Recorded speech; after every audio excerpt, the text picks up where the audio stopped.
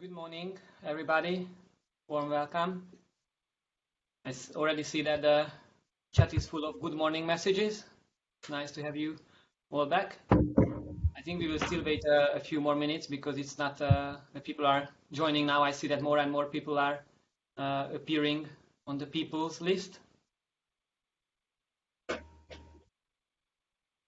Then we can soon start.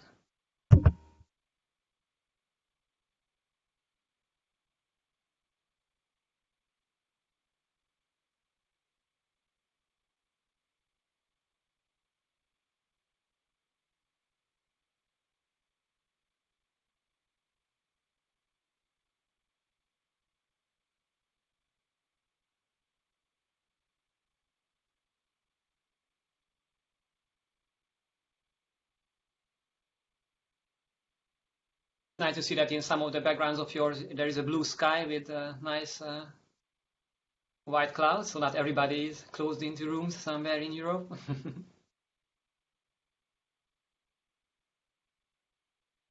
So I also see in the chat that there are good morning messages appearing in many different languages. Thank you, Julia, for using also Hungarian and Spanish and French as well.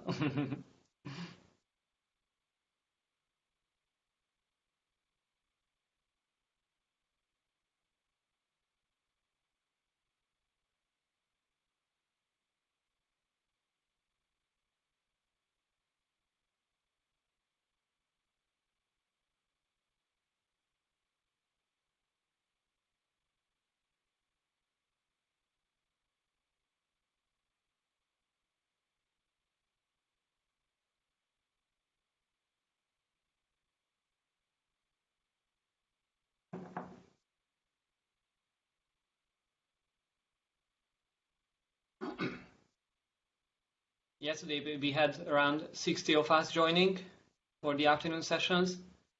So I'm still waiting then. Let's see if we can reach the same number now for today. Maybe in the meantime, just to tell that for those also who were not able to join yesterday, my name is Laszlo Milutinovic. I work for the Council of Europe as an education advisor, and I'm one of the organizers and team members of this activity, the Youth Peace Week Online, together with Agata and Ramon, who are our trainers. And I will be moderating, facilitating this opening session today. Hopefully a very inspiring one, because we also have a special guest, our director, with us. Just to remind you that technically, please don't forget to mute your microphone. There is a button on the top of your screen that depicting a small microphone. And please, when you don't speak, do mute the audio, because otherwise it can create strange background noises and it can really disturb others in the meeting. But I had the experience yesterday that it all went very well. I guess that in the last few months we all got pretty much used to using these type of tools. So I hope this will also work fine today. So let us start then. I guess that anyway some others will join us soon. Also to remind you that if you have issues with following the call here in the Blue Jeans, we also have a live streaming on our Facebook page, so you can also follow it there or watch it later. I hope it's helpful. Yeah, let us start then. Warm welcome in this activity. Basically, this is our official opening for the Youth Peace Week, even though yesterday we already had some sessions. Good morning or good afternoon or good evening for everybody. I know that some of you are joining from very different parts of the world, so some of you may not have the morning anymore or not yet. Also, warm welcome to Matjaz Gruden, who is the director of the branch of the Council of Europe where I work within the Youth Department, and he will address you in a few minutes. But before that, we also have a few other things to go through. Also to remind you that yesterday we already had a very nice introduction, and thank you for all who attended. We had 2 sessions sharing about the Youth Peace Week itself, also learning about each other's names, getting to know each other a bit, and also sharing about expectations. I had the impression yesterday that we are all coming from a very different backgrounds, from very different communities, and also the very different professional backgrounds, having a low background, coming from NGOs or youth work and so on, or also some of you more from the academic background. But what I saw that there is one thing that is for sure shared between all of you is the eagerness to learn and to be with us. Also in an activity which is quite special because the Youth Peace Camp, the residential version of this activity, is a bit more limited when it comes to which communities can participate. And I'm very happy that this online activity gives a bit more space for many of you to attend from many different countries and to learn about peace building, to learn about human rights, and also to share about your ideas and your experiences. So, and in this webinar today, which is more or less an hour to go, first we will have a look at the Code of Conduct, just as a reminder. I don't know how many of you managed to read this, but in the youth peace camps, we usually have a kind of a group agreement based on which we cooperate and learn together, and usually it's a kind of a cornerstone of the work when we work with young people in a group like that, in an intercultural learning setting on the very sensitive topic of peace and conflict. So we suggest that we have a look at this. It might be also interesting for you professionally if you also work with youngsters on peace and conflict, because I think it's a good example of where one should start when addressing these topics. Then I will also say just a very few words about the Council of Europe, about the organization that is behind this activity. And then I will give the word to Matjaz, our director, to address you. And we will also try to give some space for questions and answers at the very end of the webinar. So you will be invited to indicate in the chat if you have some questions in mind, and we will ask Matjaz to react while he's still with us here. I think that's for a welcome and an intro, and I would give the word to Agata, our trainer, to tell a few words about the Code of Conduct. Even though it sounds very strict as a Code of Conduct or rules of attendance, but I hope that Agata can go a bit more into it and explain that why is it important actually, and it's not about being strict, it's more about somehow developing a culture of cooperation and working together. Thank you, Laszlo, for such an introduction, and I wanted to tell you that presentation for you, which makes the Code of Conduct also more colorful. So let me share my screen for 5 minutes. Okay, can you tell me if you can see the screen? If you know, see it now. Yeah, thanks, Agata. It's fine now. Awesome, it's visible, amazing. Okay, then I'm going to move it here.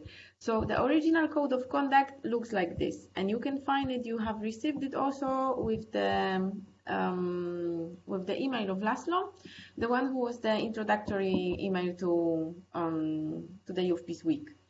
So then you also have a little bit of the explanation why we need those rules. That also Laszlo already said that we need it for smooth cooperation of this week. And then, as you see at the second part of this document, you have do's and don'ts, which may be looking a little bit scary as a table. So let's move to this presentation so that we can see what is there in the Code of Conduct. So first of all, as the Youth Peace Week, we see it as it will be a space to exchange ideas in a way that they are respectful and open. So then, as yesterday you also said, from your expectations and from your needs and motivation to be in the Youth Peace Week, you said that you would like this space to be the space to share stories, to hear the stories, to inspire each other, and also more to engage in a dialogue. And lots of time also the conflict transformation was said. So instead of, if we want to achieve this learning outcomes, then maybe the Code of Conduct could be useful for us. And then let me go quickly with you via the do's and don'ts. Okay, so the first do, okay, I'll make it a little bit smaller. Okay, the first do would be to use your name for interactions. So then it would be lovely if you subscribe to this meeting that you name yourself. So then we don't see you as a guest, or we don't see you under as a user, but we do see your name, so that the nickname that you would like us to call you. And here is a little bit of a reminder that in this space, in Youth Peace Week, we do not attend as representatives of the countries or representatives of some institutions or communities. We attend the Youth Peace Week as human beings. So we are here to share our ideas and learn from each other. So that would be the first do. Let's go to the second one. So the second do would be to listen respectfully to the contributions of others. But this listen respectfully is also connected with a don't, that don't stay passive. So if you have something to say, you don't have to be quiet. Feel free to do it. Let's see what's the one more do. One more do is to bring your enthusiasm and eagerness to learn. So this is the space where we all would like to share our stories. And also this is connected with the don't, so that we don't expect someone else to contribute and to learn instead of us. So if you have some story to share, feel free to do it. There is also one more do. That this one I will keep it as the last one. Okay. So then we can also go to the do, which is when you speak about yourself, so when you present yourself, use your name and possibly not the country, but the place that you live in. It could be your city, it could be your town, village, community, but preferably don't mention the countries, because it's also connected with the don't. The naming the places of origins, they can end to the debates at the beginning of our Youth Peace Week, and as we said, we want to openly share our ideas here. So maybe the naming the communities would help us to create such a respectful space. Okay, I think we are just missing 5 more do's, so let's go through them quickly. The one more do is to express yourself in a non-hurting and non-judgmental way. So then we wanted to tell you that Youth Peace Week is also the space where we can learn from the other people, but by learning, let's open our ears. So there is also the don't, like not to be judgmental, and also one important thing, Youth Peace Week is not about proving who is right or who is wrong. It's really about getting new perspectives. Okay, let me go to one more do. There is do, which is connected to bringing curiosity, empathy, and understanding, and also forgiveness. So then, when we have this approach and attitude during this upcoming week, then we can also try to make the don't reality, and that the don't would be to leave behind the provocation and judgment. Let's move on to the one more do. One more do is created with do get ready for a dialogue, and instead of the heated debate. So I think listening to understand and not to answer or not to debate is crucial for our upcoming work together. One more do, is also connected with this listening to understand, is to look deeper and to hear more. So not just to stay at the surface, but try to really engage and try to see the needs of the person. And what is the don't? The don't is like, we are here not seeking for the truth, for the only one and ultimate truth. We are here more seeking for understanding and many stories. One more do would be the one that I already presented before, which is the bringing enthusiasm and taking responsibility for your learning space.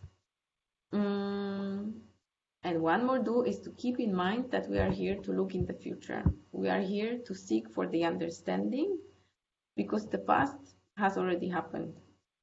But the future is something that we can all co-create.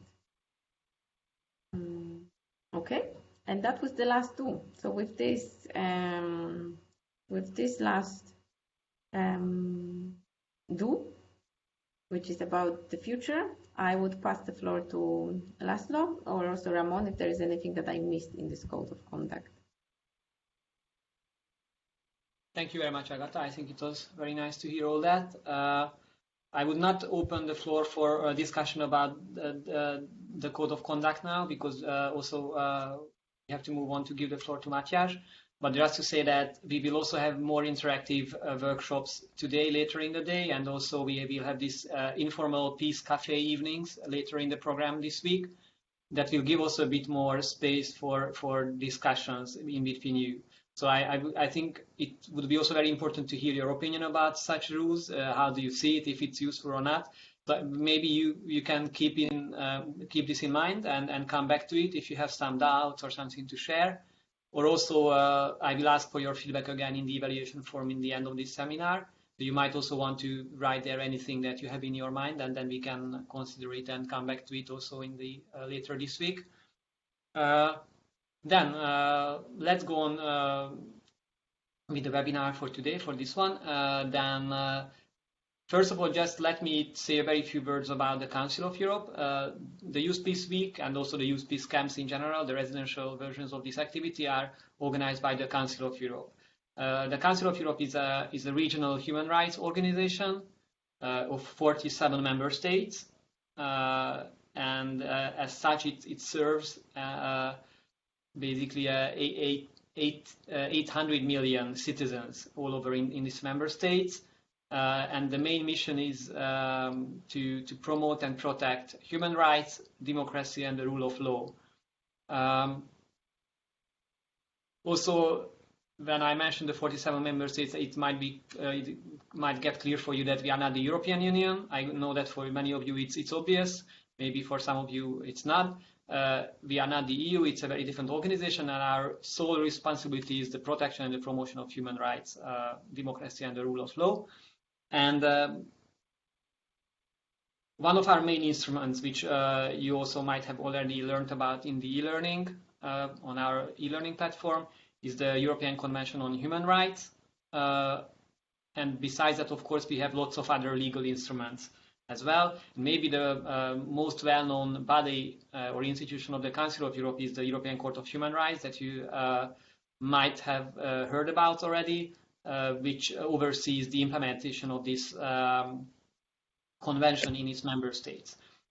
But we also consider at the Council of Europe that human rights cannot be protected by the legal means alone.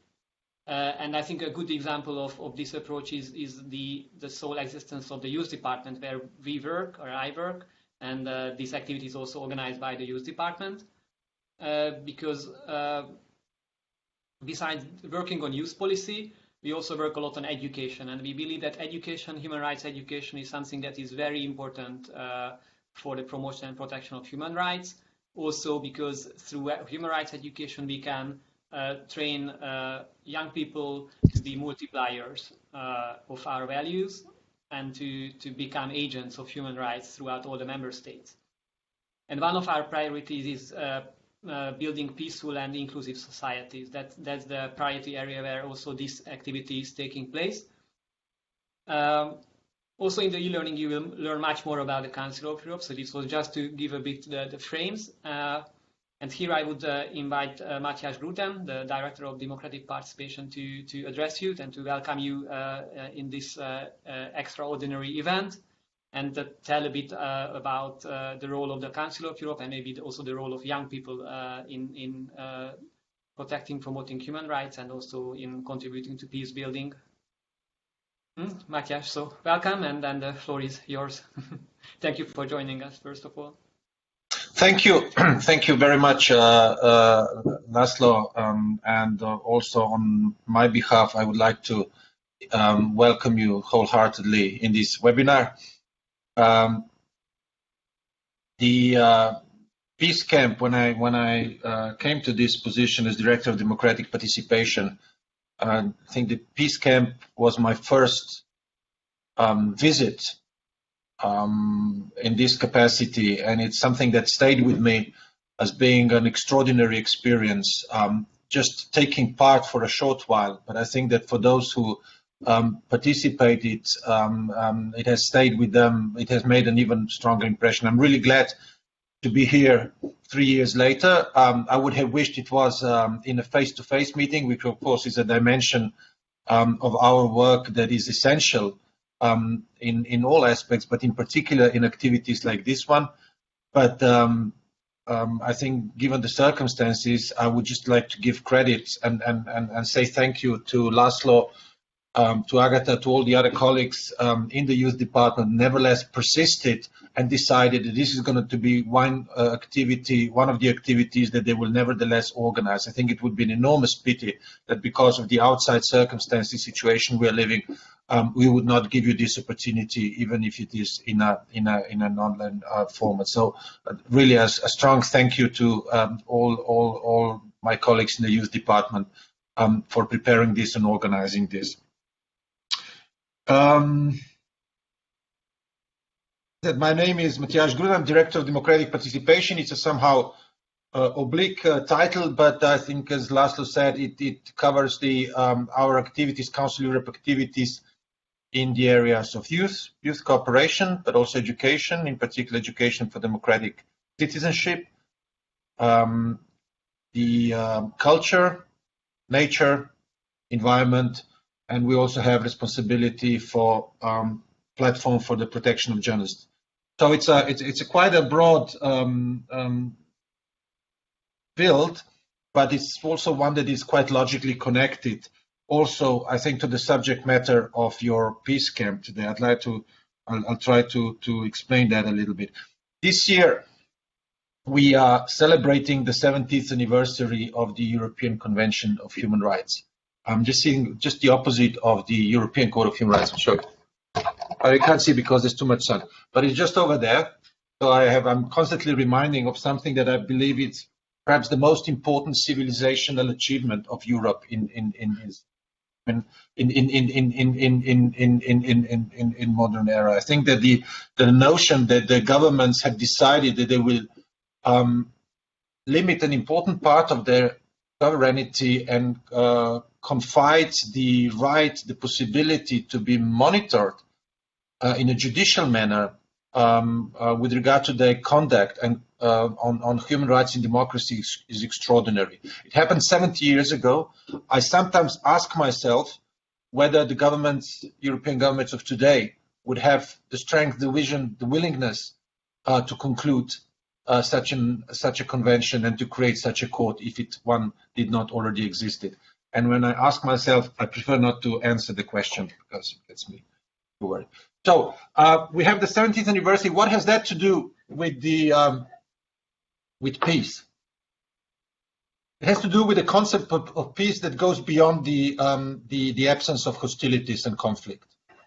It goes to the essence of the notion of democratic security, and democratic security is a concept of security that stems for one very often used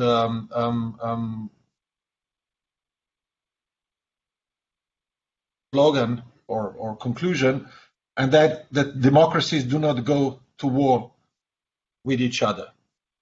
Doesn't mean that democracies do not sometimes start wars, sometimes very stupid wars, but apparently they're not going to wars with each other. So something about having two democracies, functioning democracies, will reduce the risk of them engaging in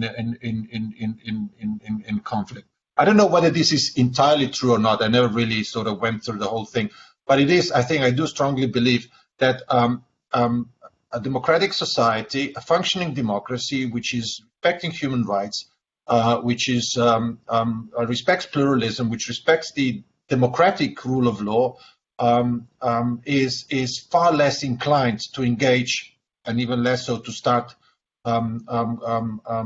conflicts, because it has the capacity to identify, preempt, resolve tensions, problems, conflicts within and between them and other countries before they deteriorate to the point of conflict. So there is something in that, and that's what I think that what everything what the Council of Europe does is really connected to that pursuit of peace through democracy.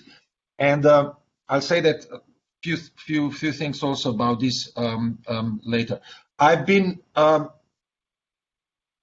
in the last couple of years, and now again asked by the Secretary General of the Council of Europe to prepare an annual report on the state of democracy, human rights, and the rule of law, which was also subtitled "Report on Democratic Security," and was really looking into the ways in which our member states are successful or not, in many cases, in providing and guaranteeing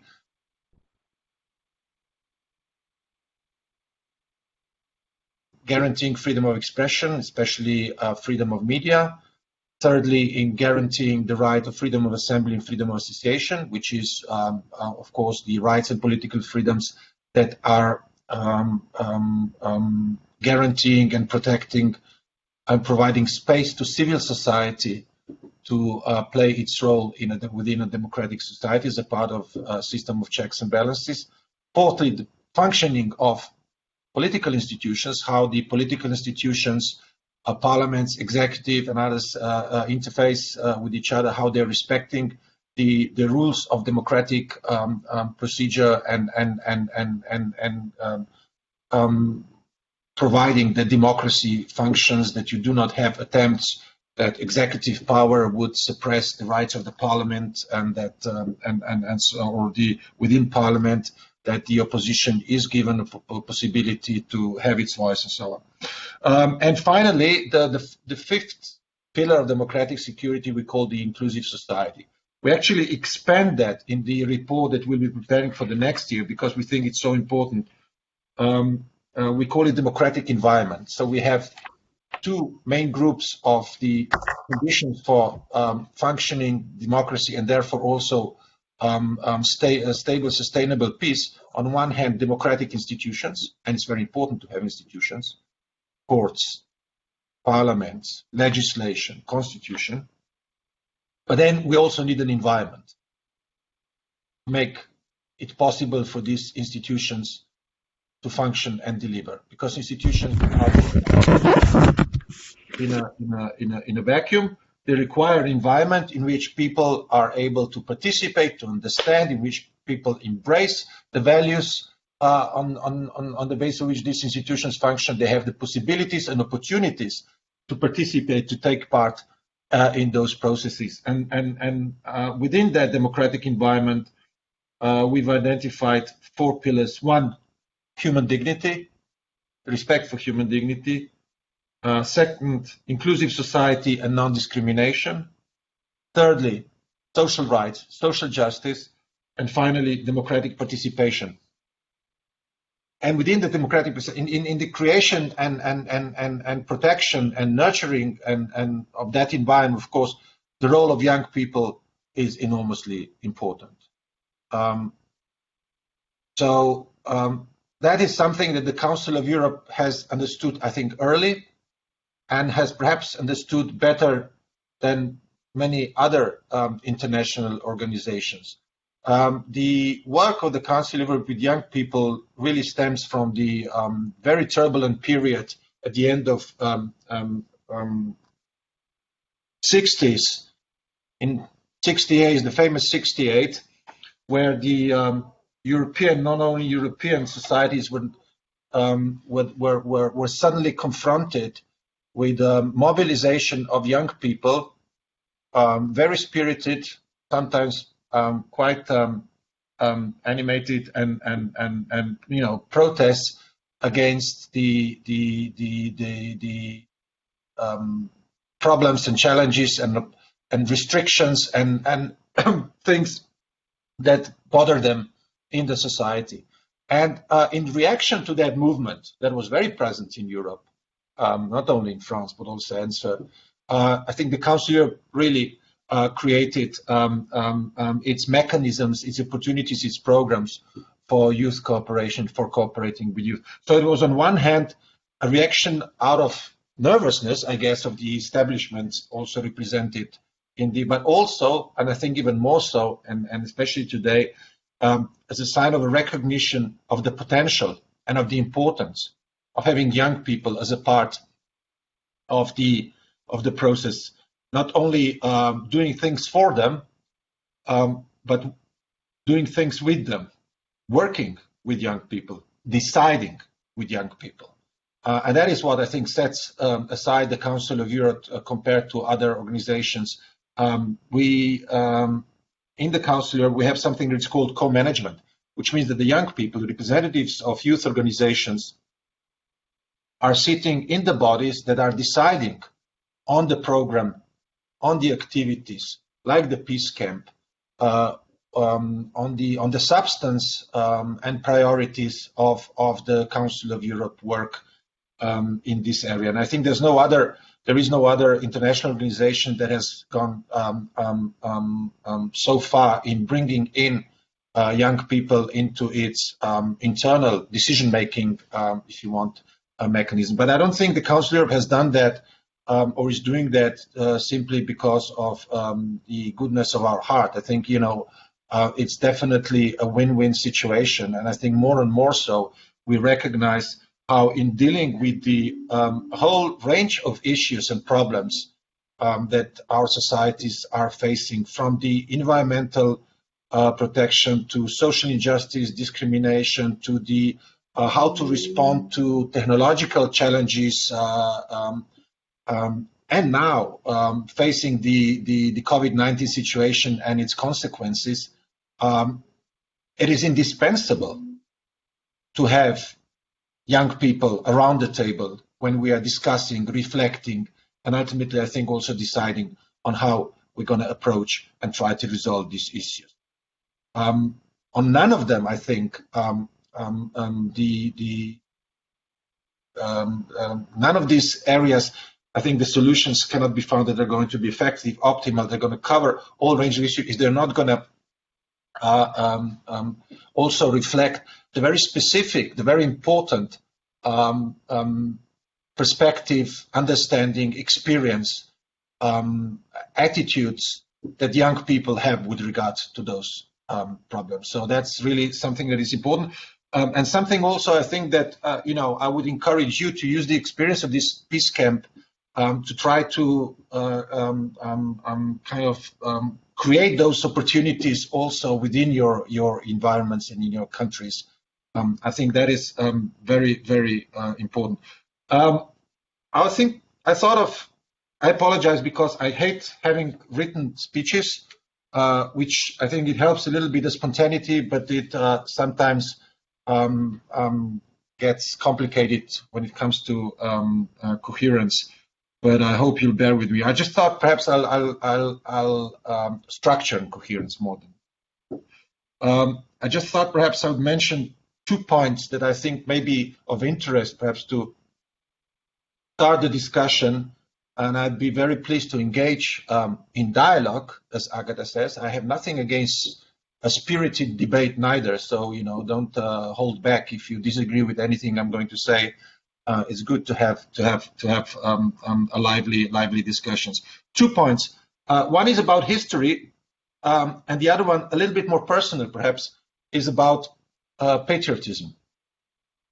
On history, when I came here as the Director of Democratic Participation, which, as I said, it's responsible for education, for youth in particular, I realized that the governments of the Council of Europe member states, for financial reasons, budgetary constraints, difficulties, have decided they're going to suppress all programs and activities on history education that we have had for many years and on the remembrance of the Holocaust. And I found that not only odd, but I found that unsustainable and unacceptable. Because if our mandate is to work on the programs for human rights education, education for democratic culture, I think it's absolutely impossible, I really think, to do that without putting this in a historic context. I think everyone, young people also, without understanding history, especially the history of Europe, it's very difficult to understand why human rights are important, why democracy is important. Because it's difficult to understand what really happens when there is no democracy and no human rights and no humanity. So that is one reason that I think it was extremely important, because everything that we talk about, the Council of Europe, the building of the code that I unsuccessfully tried to show you just a few moments ago, actually stems from Europe's historic experience. It stems from that traumatic, horrific experience of Europeans when they realize what they're actually able to do to other human beings, Europeans to other Europeans, in the 30s of the last century, and the whole European project, both the Council of Europe and European Union, are a result of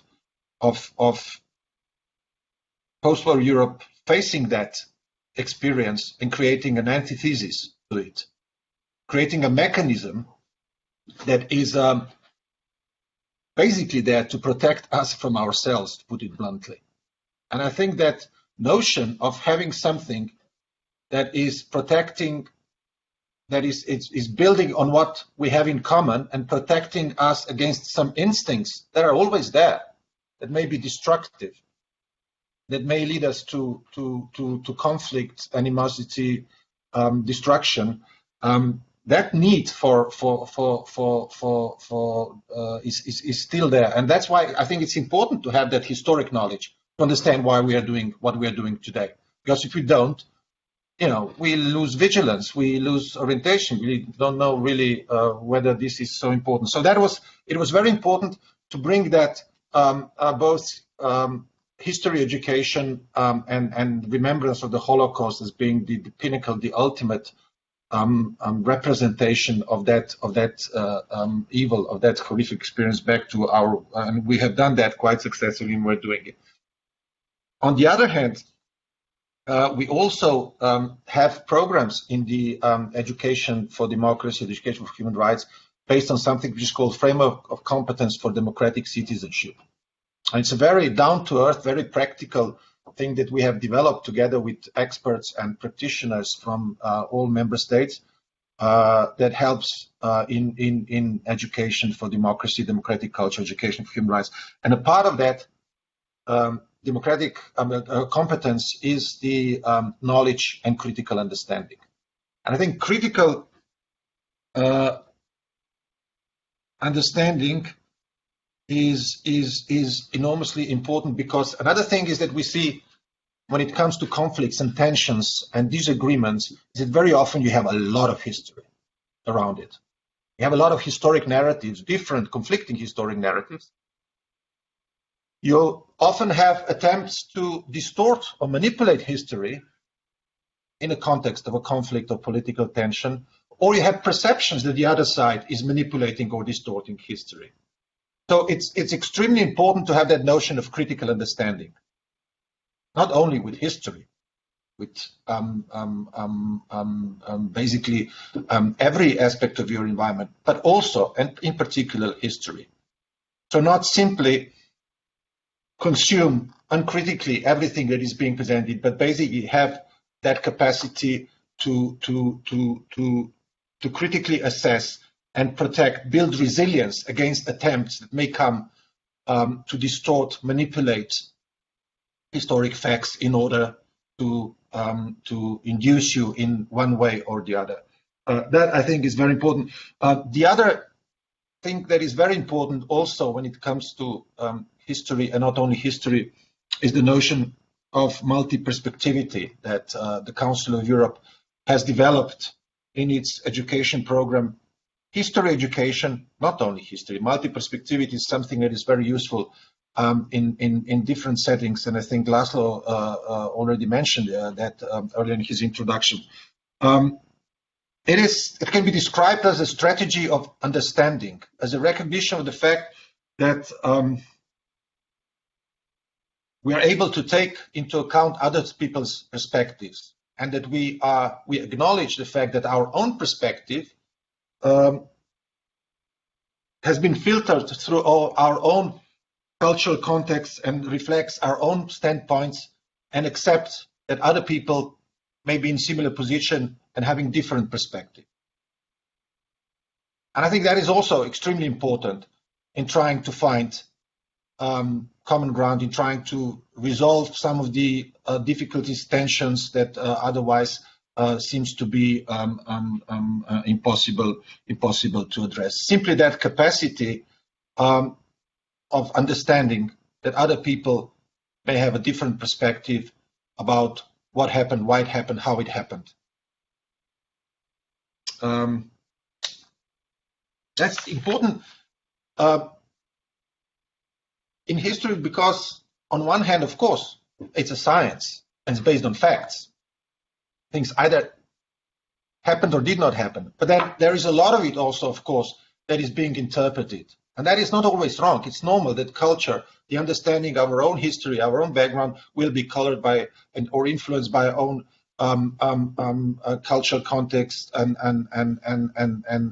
individual approaches. So if we accept that, I think we have made an important step forward in trying to establish dialogue and resolve some of the issues.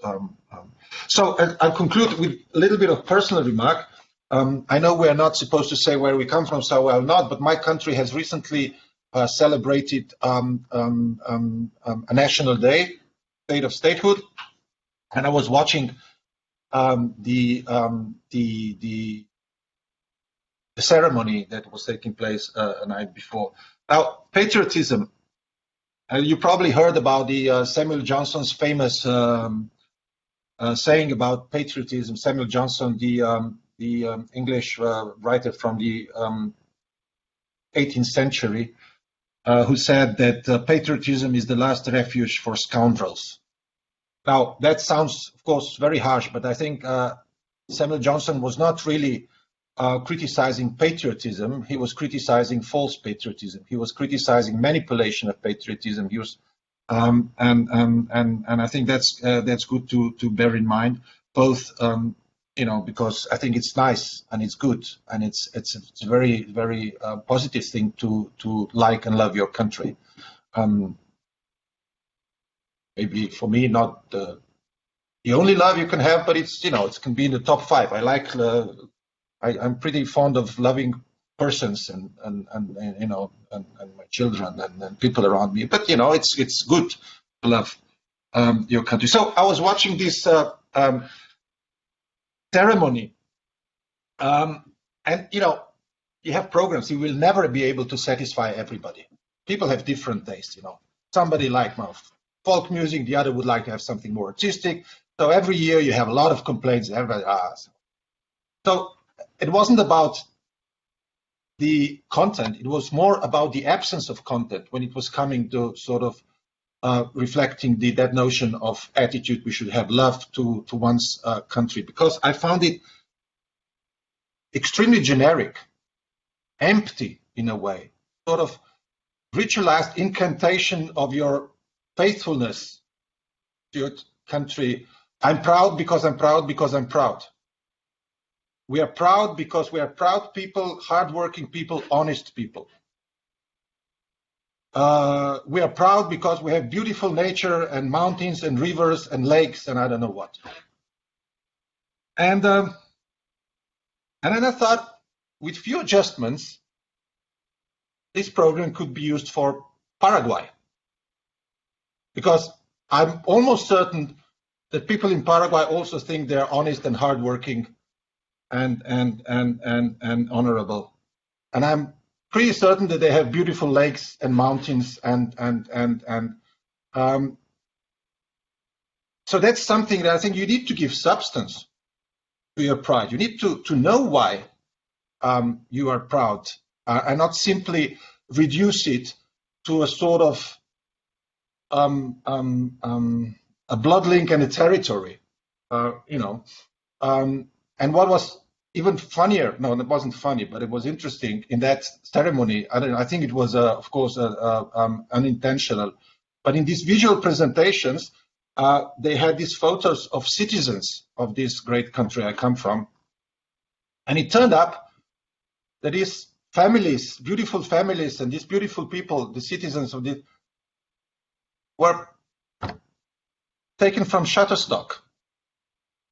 You know, and I think nothing is sort of more telling than when we try to project people, citizens, on the internet. Again, generic, photoshopped, photocopied, anonymous, faceless in a way, people without an opinion and individuality and attitude. So that, I mean, I thought, you know, I thought about it, not because I wouldn't be patriotic, but because I am, not because I wouldn't like and love my country, because I do. I thought of two things that really came to my mind. First is, I already said, you always have to ask yourself why you're proud of your country. You have to give it substance. And when you do that, I think it's also very easier to understand why other people are proud of their countries. And then it's much easier to find common ground. Because if you just empty it of if you empty it of value, substance, and everything, then it just comes to us against you. There's no difference. It's just the opposition. So it's a good thing to ask yourself. And the second thing is, love also includes the right and even the obligation of being critical and asking questions. Patriotism without a critical attitude towards your country, your community, your own people, is not patriotism. It's not love for the country. It turns that into basically blind obedience to power rather than love to your country.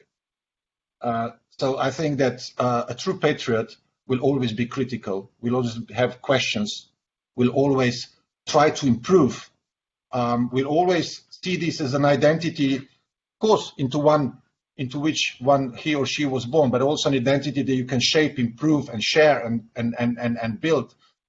So these are the two things I think that came to my mind in my rambling introduction.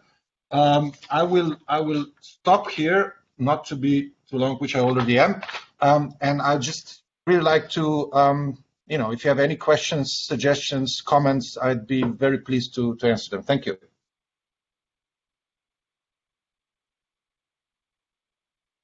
Thank you very much, Matjaz, for this inspiring introduction. I think you definitely brought in extremely important questions, also questions that we can, I think, talk still a lot about throughout this week. Some of them are, of course, probably raising lots of questions in the participants as well.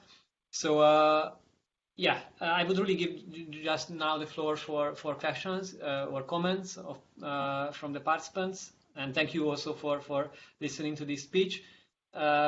Please, if you have anything to say, just indicate in the chat.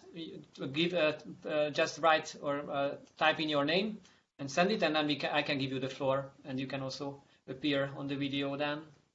Or if you don't want to appear, you can just put it in the chat, the question as well. But I think it's with this size of a group, we can also give the floor to you to ask the questions or really tell any comments, anything that came up in your mind when listening to Matjaz.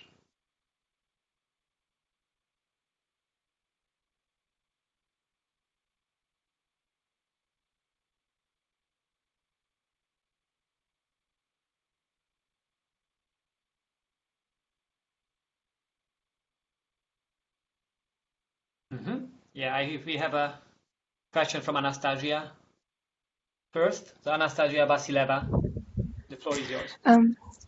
Hello, everyone, and thank you so very much for your time and this very inspiring speech. I'm very happy that it's recorded because there are so many lessons I'd like to draw for the future, and so many notions you've mentioned that are super important. I'm really, really thankful for that.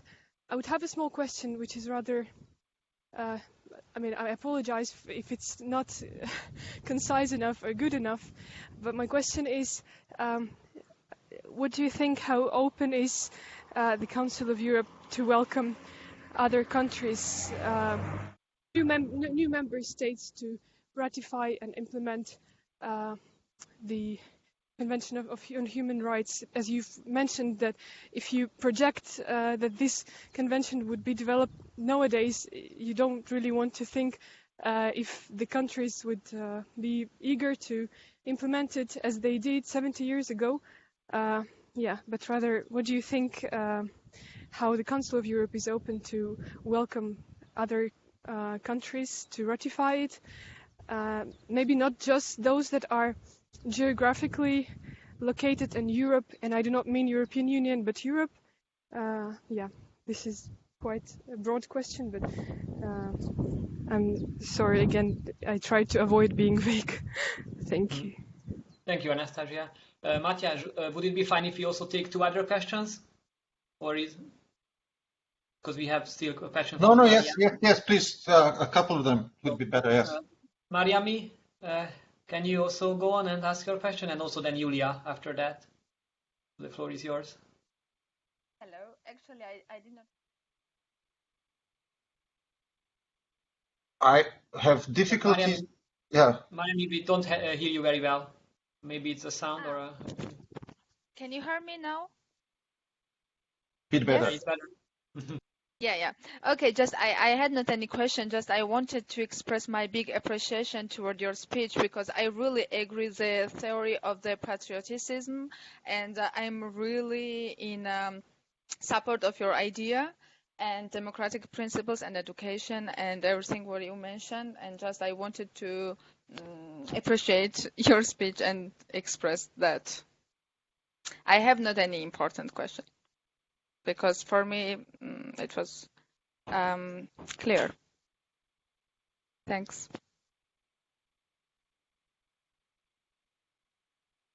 And Julia, can you? Yes, I can go. For me, my question goes more to when you were talking about the different history narratives and the manipulation during conflicts. I would like to know if the Council of Europe provides any kind of tools that can help journalists or organizations see the different perspectives of the history of the specific country or the conflict. And if yes, if it's like limited to the countries that are members of the Council of Europe, or if it's worldwide.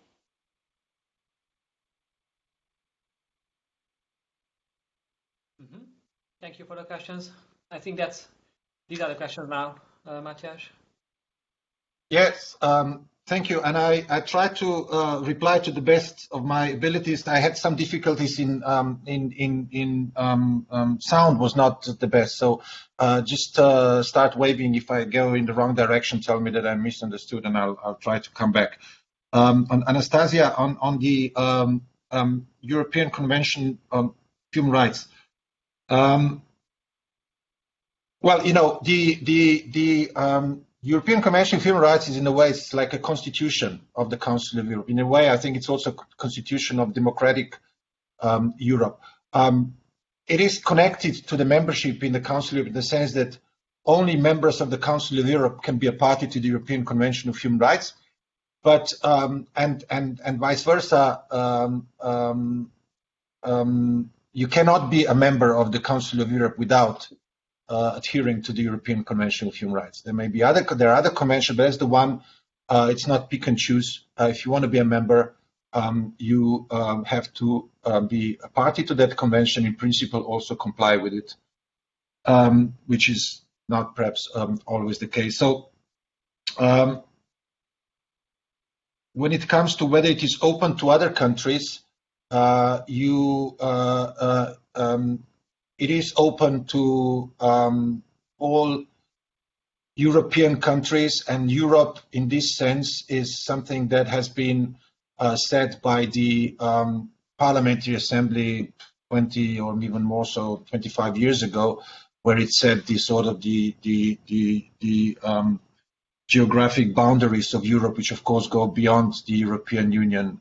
So any European country that would be willing and able to meet the requirements of the membership then can be invited to become the member of the Council of Europe and also join the European Convention of Human Rights. Now, there is a question about how that plays with countries that are not in Europe. And that's, you know, it's very interesting because human rights and political freedoms are not European values. That's something where we very often very often talk about these things in this way, and I find it always very, very, very wrong. So if you talk about democracy is a European value, human rights are a European value, they're not. They're universal. And if we believe in that, then we have to behave and conduct and act accordingly. And if they're universal, that means that we have to recognize the fact that they belong and they are the responsibility of everybody and that they apply to everyone, including to us. Because when we talk about you know, those values, we are very often quick to expect the compliance from others, but sometimes slow to abide by them ourselves. That's another matter about the. I think what the Europe has done through the European Convention of Human Rights and through the European Court of Human Rights is that has created the most advanced, the most elaborated, and also the most concrete and effective international, regional mechanism to supervise the compliance with those universal rights of democracy and human rights and political freedom. So that's what Europe has done. Now, in order for this to function, it needs a very high degree of consensus on the values and principles that this convention underpins. You need to have a very high consensus among the participant countries that human rights needs to be protected, that political freedoms are important, that democratic rule of law has to be respected, that pluralist democracy has to be respected. Now, the difficulty, of course, is when that consensus is no longer there or is no longer as strong as it has been. That's when the things get tricky, and I think we are in a situation where we are feeling this. That's my sort of the flippant remark about whether the European countries would be willing and ready to set up the European Convention today. 70 years ago, with what has happened in Europe, there was no problem with the motives among those who have set up. They knew why they were doing it. 70 years later, we're becoming a little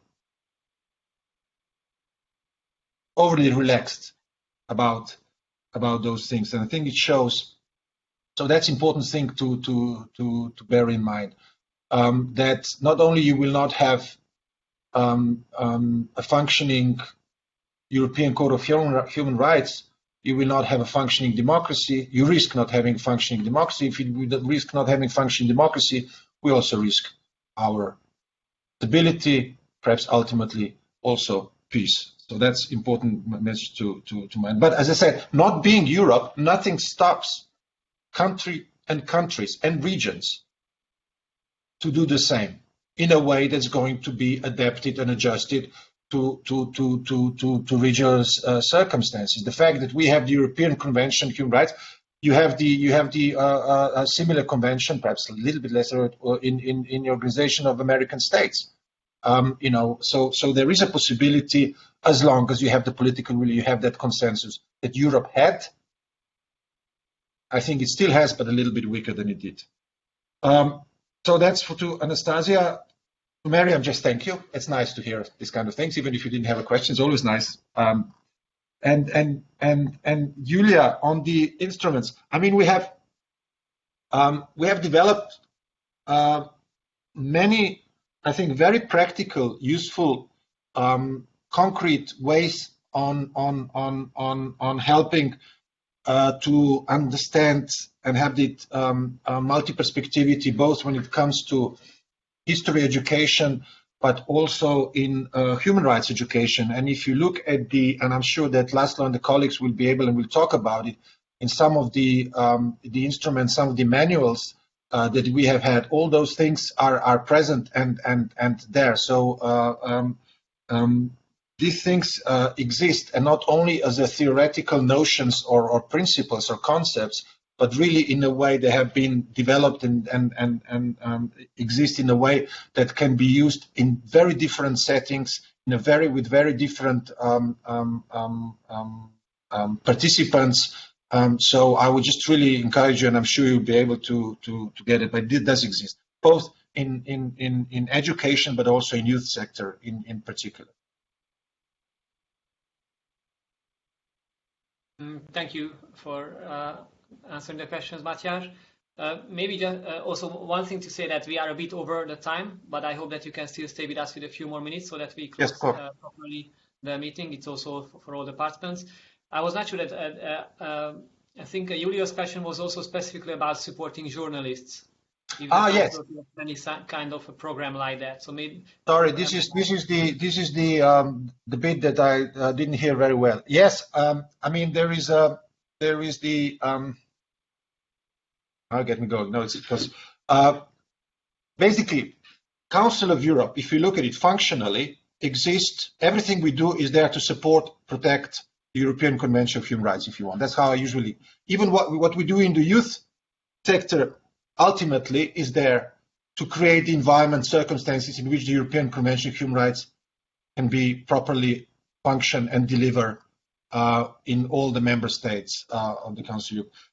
So the way it works, that for all key articles of the Convention, we have sometimes specific conventions and monitoring mechanisms. So when it comes to the protection, to the prohibition of torture, you have the Committee for the Prevention of Torture that looks at ways of how this human right is being respected or not in member states. Now, the problem was that one of the key political freedoms and human rights, which is freedom of expression, which also includes, of course, covers media freedom, has never had a specific monitoring mechanisms or convention that would ensure or contribute to a better respect of that freedom and right in Council of Member States. Of course, we have many others. I mean, the court itself has a long case law on media freedom, but we didn't have something that would give us a continuous insight on what is happening. We didn't have the capacity to quickly identify problems and react to them, either individual or systemic. So what happened a couple of years back is that the governments decided, and some of them are regretting now, that they will do a sui generis, a different kind of monitoring system, and it's actually a very original one because it was set up in partnership with civil society, European and global civil society organizations, associations protecting media freedom and freedom of expression. So what we have now is called the Platform for the Protection of Journalists, and that platform, which is hosted by the Council of Europe and that we are responsible for, gives those organizations, they include all of the Article 19 Committee for the Protection of Journalists, European Federation of Journalists, the PEN International, I think there are now 14 all major global players in that field. They have the right, without us having the possibility to edit, block, change, to publish on that Council of Europe site alerts about the alleged threats to media freedom and safety of journalists in the 47 member states of the Council of Europe. So it's something that I would invite you to see, because I think it gives a very good, I'll put in the chat the link. I think it gives you a very good insight of the media situation. It's been now in operation for 5 years. Where are the problems? Everywhere, but in some places more than others. What kind of problems and threats we have, but also what kind of solutions we have started to develop, both at the Council level and in some and in some member states. So that's, I think, is what we do. And then the output of that platform is then put in our intergovernmental work, our colleagues who are working on policy responses to systemic problems when it comes to harassment of journalists, the all aspects of the journalist profession, preparing recommendations to governments on what they need to do in order to secure a proper environment for a normal functioning of media and safety of journalists. So that is then the follow-up. So this is what we do. I'll put that in the link. And just, I think it was one thing that you said about things, to what extent these mechanisms and instruments can be used in other countries outside Europe. Basically, all of them, in essence, because the principles that they on which they are based, I think, again, are universal. And I'll try to put also the link into the 2018 report of the Secretary General, because if you look at the chapters, the measurement criteria, as we call them, and the parameters, you will see that you can apply that to any country, to Paraguay, I mentioned it before, and you can use that as a yardstick to assess to what extent media freedom is secured, guaranteed or not in Paraguay or any other country, to what extent the civil society have the proper space to an opportunity to operate or not, not necessarily in the Council of Europe member states, but anywhere, because these things in way are universal. Okay, thank you. I hope I answered at least most of the. Thank you, Matjaz. Just to say that also I was collecting different references throughout the speech and the discussion, so I will also help you to look up and share the links on the Facebook page so that you can further discover these issues.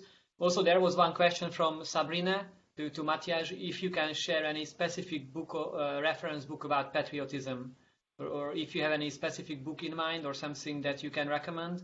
Maybe you can also send it to me in an email later on if you have a. Well, I mean, the one that I mentioned is really not a book. It's really a famous sentence by Samuel Johnson. I'll answer it. Patriotism has to come from you. I mean, it's really something that you develop yourself. It's something that reflects your attitude to your country. Your values, your views, your expectations, your aspirations. I could think of perhaps a book. I think there are many books that would be useful to read about false patriotism that Samuel Johnson was talking about. There are many books that can warn you about the things when these things are being manipulated and used for different things. But when it comes to true patriotism, through our country, that has to come out of yourself. You're all capable. We're all capable of doing it. That's the only real, genuine, and one. The one that is personal, individual, reflects the values you have, and is a part of your identity that you also shape, not just accept. It's not just imposed on you, but it's something that you shape and change and influence and build together with others. That'd be my advice. But I'll think about books as well. Thank you very much, Matjaz. Good. Thanks a lot for your speech, and also thanks a lot for the questions. I really appreciate, and I think it's great if you can come up sometimes with comments and questions, so to make this these webinars more like a discussion and a dialogue, as Agata and also Matjaz was pointing it out. Let us close it for today, for this morning here. Also, just to recall that Agata was mostly telling about the code of conduct, but also let me recall that because there were some comments coming in that, sorry, I cannot use my video when I speak and so on. Of course, it's not a problem. So if there is if the connection is not very good, you can also still connect the meetings, and maybe you don't use your video, only speak. That's all fine. Also, it came up as a need yesterday when sharing that some of you might not be available to join all the webinars and activities. That's also fine, of course. Please be with us whenever you can. But we also acknowledge that you have your work, your studies, and so on. So you are welcome to be here with us as much as possible, and for all the e-learning as well, something that you can do, of course, any time of the day. And but it's a free space for sharing and learning. So don't worry for that. Just let us know if you have any problems or anything that we can help with. Good. Okay, So, I'll just say goodbye and wish you all a good continuation. It was yes. really great to be with you. Thank you for inviting me. Thank you for having me. All the best. Bye. Thank you, Matjaz. Bye. Good. So, yeah, I think if there is nothing else to say, then I would just say that we meet back here at 1 o'clock for the next webinar with some other colleagues from the Council of Europe. I wanted to share a screen to show you, but no, it doesn't work. Anyway, we will see you back at 1 o'clock Central European time. I think Agata has something to say, but I can't hear you. I have already posted on the chat the link to the evaluation form. Thank you. So the one that we have already used yesterday. So feel free to open it. It should take you 3 minutes. Choose the session of today, and you can give us feedback. How was it for you? Yeah, thank you, Agata. So, thanks for listening. I hope it was a useful webinar, and we see each other back at 1 o'clock Central European time soon. Enjoy your coffee or lunch breaks, and we meet again at 1, and thanks a lot for the attention.